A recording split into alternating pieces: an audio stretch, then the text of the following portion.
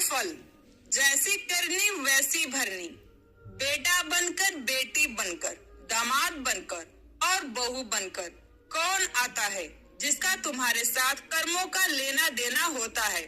लेना देना नहीं होगा तो नहीं आएगा। एक फौजी था, उसकी माँ नहीं, बाप नहीं, शादी नहीं, बच्चे नहीं, भाई नहीं, बहन नहीं, अकेला ही कमा कमा के फौज में जमा करता जा रहा था। तो थोड़े दिन में एक सेठ जी जो फौज में माल सप्लाई करते थे, उनसे उनका परिचय हो गया और दोस्ती हो गई। सेठ जी ने कहा, जो तुम्हारे पास पैसा है वो उतने की उतने ही पड़ा है, तुम मुझे दे दो, मैं कारोबार में लगा दूं तो पैसे से पैसा बढ़ जाएगा, इसलिए तुम दे दो। फौजी ने सेठ जी का पैसा दे दिया। सेठ जी ने कारोबार में लगा दिया। कारोबार उनका चमक गया, खूब कमाई होने लगी, कारोबार बढ़ गया। थोड़े ही दिन में लड़ाई लग गई। लड़ाई में फौजी घोड़ी पर चढ़कर लड़ने गया। घोड़ी इतनी बदतमीज थी कि जितनी जोर जोर से लगाम खींचे उतनी ही तेज भागे। खींचते खींचते उसके गलफर तक कट गए, लेकिन वो दौड़कर दुश्मनों के गोल में जाकर खड़ी हो गई। दुश्मनों ने वार किया, फौजी भी मर गया, घोड़ी भी मर गई। अब सेठ जी को मालूम हुआ कि फौजी मर गया तो सेठ जी बहुत खुश हुए कि उसका कोई वारिस तो है नहीं, अब ये पैसा देना किसको। अब मेरे पास पैसा भी हो गया, कारोबार भी चमक गया, लेने वाला भी नहीं रहा। तो सेठ जी बहुत खुश हुए। तब तक कुछ ही दिन के बाद सेठ जी के घर में लड़का पैदा हो गया।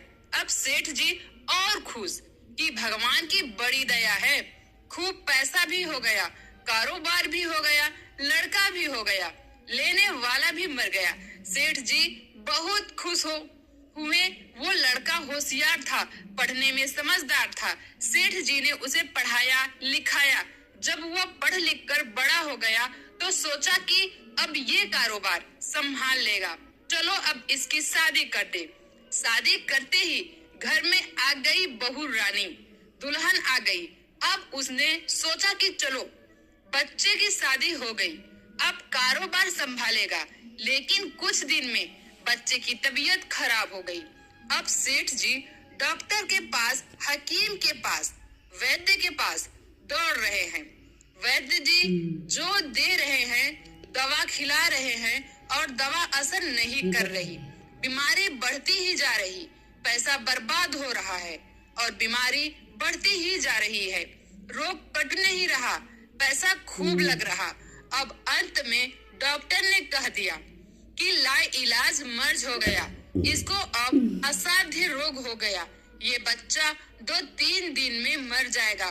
डॉक्टरों के जवाब देने पर सेठ जी निराश होकर बच्चे को लेकर रोते हुए आ रहे थे।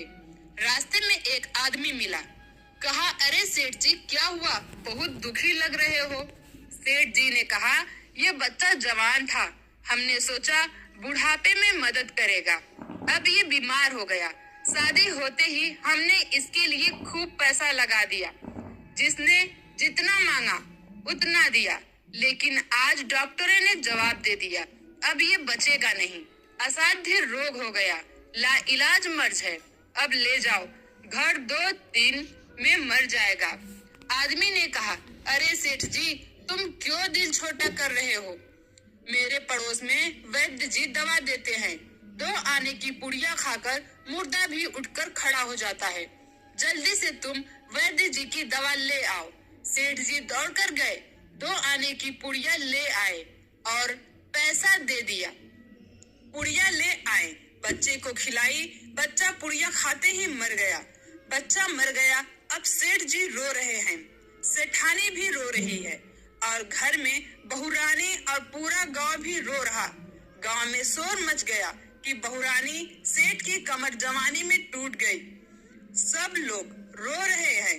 तब तक एक महात्मा जी आ गए। उन्होंने कहा, भाई क्यों रोना धोना। लोग बोले, इस सेठ का एक ही जवान लड़का था, वो भी मर गया, इसलिए सब लोग रो रहे हैं, सब दुखी हो रहे हैं। महात्मा बोले, सेठ जी रोना क्यों। सेठ महात्मा, जिसका जवान बेटा मर जाए वो रोएगा नहीं तो क्या करेगा। महात्मा तो आपको क्यों रोना? सेठ, मेरा बेटा मरा तो और किसको रोना? महात्मा, और उस दिन तो आप बड़े खुश थे। सेठ, किस दिन? महात्मा, फौजी ने जिस दिन पैसा दिया था। सेठ, हाँ, कारोबार के लिए पैसा मिला था तो खुशी तो थी।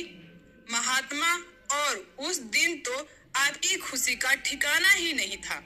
सेठ, किस दिन? महात्मा, अरे जिस दिन फौजी मर गया, सोचा कि अब तो पैसा भी नहीं देना पड़ेगा।